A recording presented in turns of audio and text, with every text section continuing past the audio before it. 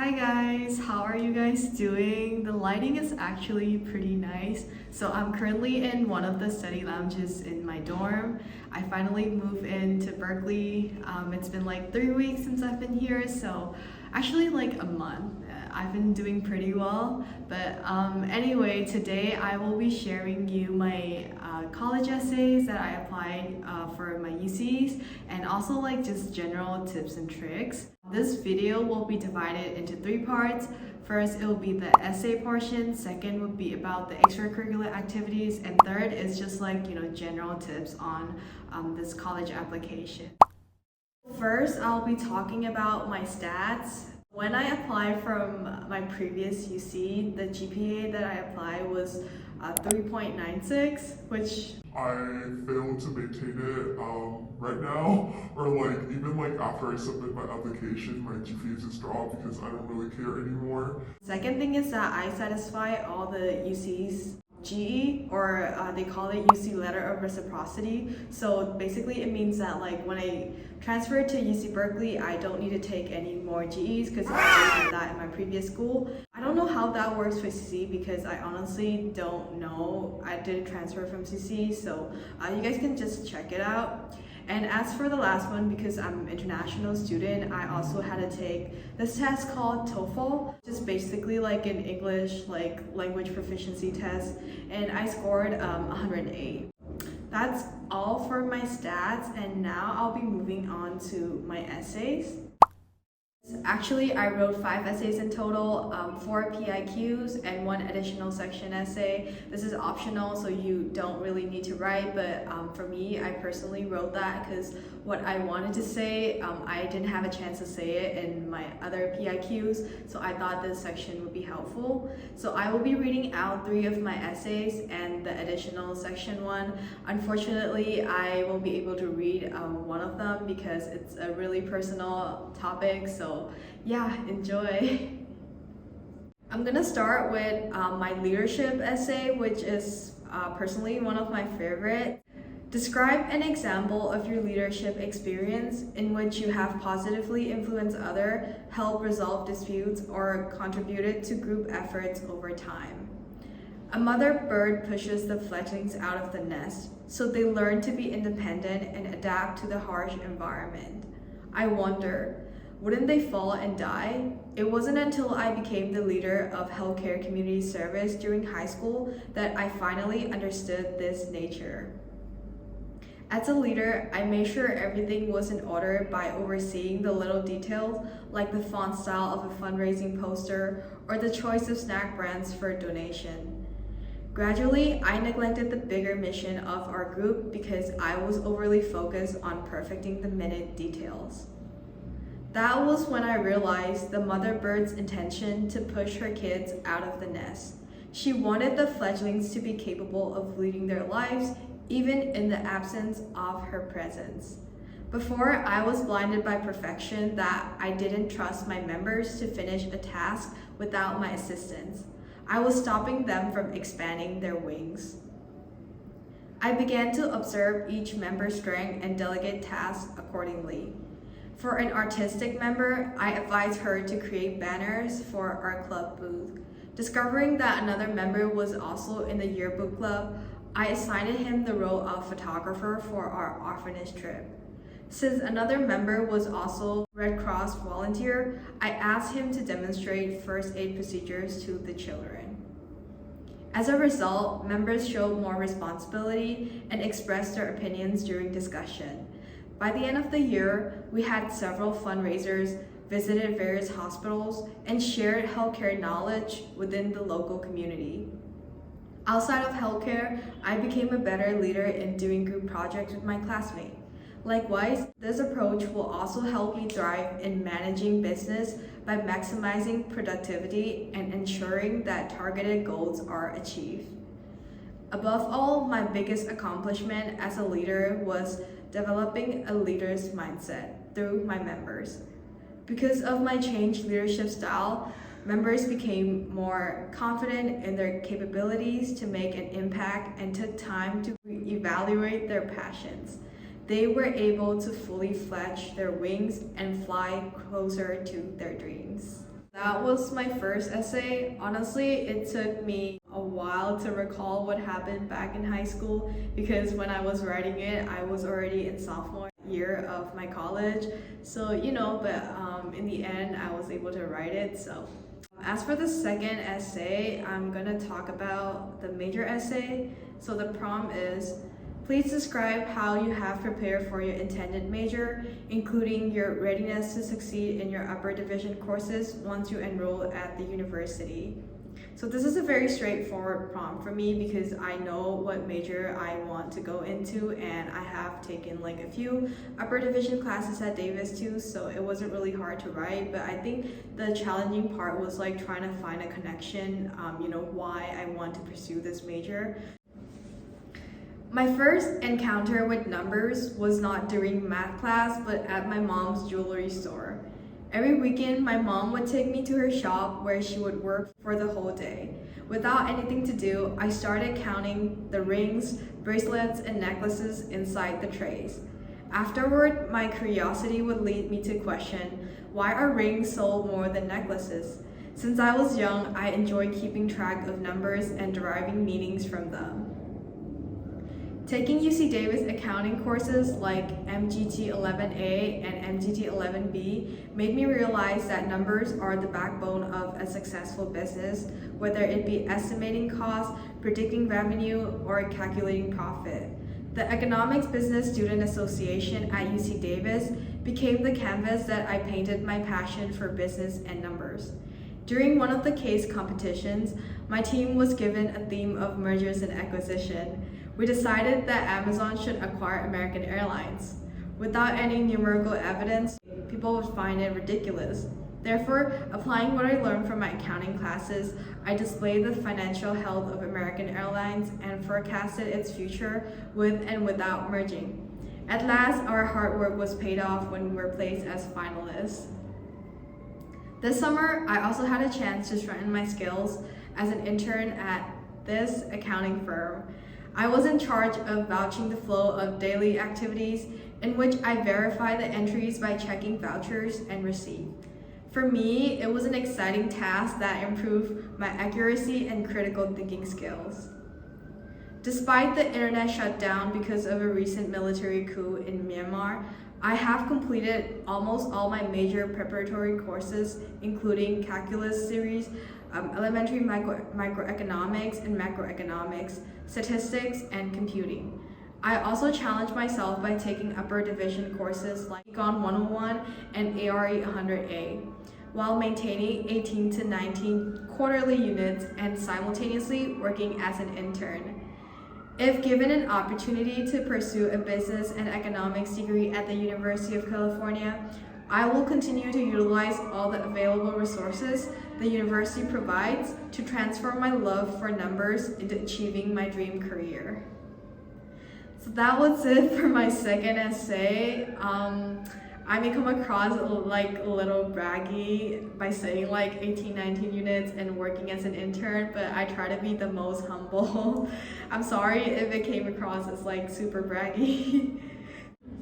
As for my third essay, I wrote about the community. So the prompt is, what have you done to make your school or your community a better place? When I first moved to an international school in 4th grade, my English was inadequate. Even though I learned English prior, I was only taught to memorize vocabulary and grammar structures from textbooks. As a result, I was placed in ESOL, English to speakers of other languages, a program designed for students who needed improvement in English skills. With my language barrier, I struggled to make friends and communicate with teachers. However, with more practice, I felt more confident with my English. Frustrated with the teaching system of most non-international schools in my country, I started a virtual English class for non-native speakers who were interested in learning English or planning to take an English proficiency test, such as the Duolingo English test, to study abroad. With a goal of boosting their confidence in speaking and writing skills, I structured one-on-one classes where I could focus on each student's struggle. My lessons neither incorporated memorizing grammar structures nor lists of most used vocabularies. Instead, I let my students push themselves, make mistakes, and ask questions. In doing so, students became more interactive and absorbed the material faster. To my surprise, some students have never written an English essay. I also encounter some of the most hardworking students from rural areas who show up to class despite only having electricity every 2 days. Their struggles inspired me to further create free educational videos that students from anywhere around the world can learn anytime. In my 16-minute video, I shared tricks on tackling each test question under time pressure and general tips on writing and speaking from my experience. I was surprised that my YouTube video, How I Scored 145 out of 150 on Duolingo English Test, was beneficial to more than 46,000 people, with 232 comments about how thankful they were for receiving useful tips. Some people even messaged me privately to further inquire about the test. Changing the whole education system in my country may not be possible overnight, but it motivated me to create a bigger impact for not only people in my country, but also for strangers across the world. This is also one of my favorite essays because I feel like my platform was able to, help a lot of people, and that makes me really happy. Aside from just writing it into the essay, I genuinely feel happy that I was really helpful to people out there who had the same struggle with me. So yeah. As for the last portion of this essay, that will be for my additional comment section. In here, I just briefly wrote about why I want to transfer to other UCs and my reasons. Even though I had a chance to interact with some of the best professors who were thoughtful and understanding, met lifelong best friends who were like my other half, and discovered an amazing community at Davis, an opportunity to transfer to the University of California will provide me with additional resources needed to broaden my knowledge in business and economics. Throughout my first and second year at UC Davis, I've taken many classes, including some upper division courses, and maintained good academic standing in those classes. However, as someone who wants to step out of her comfort zone, taking more academically rigorous classes at the University of California will equip me with time management and organizational skills, which will not only benefit me in the business world, but also in my personal life. In addition, I'm impressed by the breadth of offerings in minor for economics and business at the University of California that aligns with my interest in accounting, statistics, and entrepreneurship. My current school unfortunately does not provide entrepreneurship as minor, which I believe is a good integration with the business and economics major. By taking entrepreneurship classes, I hope to apply what I learned in class and gain hands-on experience by implementing innovative business ideas. Because Davis is a small college town, there were also difficulties finding internships from business companies and organizations.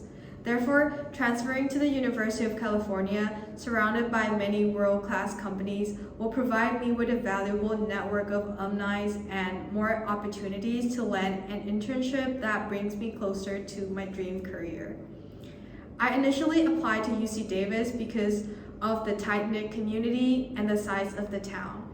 Its proximity from one place to another makes it easy and comfortable to adapt. However, after being here for a while as an international student, I want to experience new places where I can meet more diverse people and learn more about the culture, and the University of California will provide me with just that. So yeah, that's all my essays, and I don't know what you guys think about it, but I was pretty happy with the result. And as for the second part of this video, I will be talking about my extracurricular activities. I won't be going in detail, but I will briefly mention what extracurricular activities I listed in the application. So the first one is my PLS 21 TA internship. As for the second one, I listed my healthcare leadership position. I already talked about that in my previous essay, but I just briefly wrote about it again. As for the third one, I wrote about my work experience, which is my self-tutoring service. I even gave like a fancy name for my tutoring service just because I'm like, oh, I need to make it look professional. So I name it Edscape, like ED, and then SCAPE. As for the fourth and the fifth one, I wrote about the 2 scholarships that I got at UC Davis, and they're Luther and Mary Davis Scholarship and Edward Crafts Rice Scholarship. I also wrote about Dean's Honor List because I was on the Dean's Honor List for from fall 2020 to fall 2021, so I basically just like listed it out. And another extracurricular activity was the Economics and Business Student Association at Davis. So I wrote how I was like involved in the quarterly case competition, went into the finalist round. Yep, and lastly, I mentioned about my YouTube channel. I also wrote I was featured in Burmese Entrepreneur, a podcast that unites Burmese professionals around the world. So yep, that was it for my extracurricular activity part. For the general tips, I have a few tips and tricks that I want to share with you all. So for me, because I was transferring from UC Davis, so I know that I can stay here and graduate or transfer. I wasn't really sure like if I wanted to transfer compared to someone who's going into CC. They know that after 2 years they will transfer, but for me, I wasn't sure, so I had to make that decision very quickly because if I wanted to transfer, then I have to plan out my courses and the GEs that I will take. So for example, I was able to satisfy the UC letter of reciprocity, which is basically like a bunch of GEs. So I satisfied that before transferring to Berkeley. If not, like I will have to take like additional semester at Berkeley and graduate late, which I didn't want to do that, so I got that letter. And also, like when writing your college essays, like I think it's important that you're showing evolution, like you're showing change from your high school self. Because obviously I applied to these schools when I was in high school, when I was a senior in high school, but I got rejected. So now I have to like take a different approach in like writing these essays and like writing it differently in the way that it shows like positive impact. And lastly, if you're like transferring from another four-year university or from anywhere, just don't talk negative stuff about your school. Obviously they would hate it because it's important to be transparent about like what's making you like not feeling like fulfilled at your current colleges, but it's also like important that you deliver it in a way that's like you're not talking shit about them, and you just want to focus more on like the colleges that you want to attend and like what good things that they have. I'm really happy that I was able to share these essays with you because as I said in my previous video, when I was looking to transfer, I didn't see that many like UC to UC transfer videos or essays, but in general, I just hope that my video was helpful, and if you guys have any questions or wants me to read your essay, feel free to reach out to me. And yeah, so good luck guys, and hope you have a good day. Bye.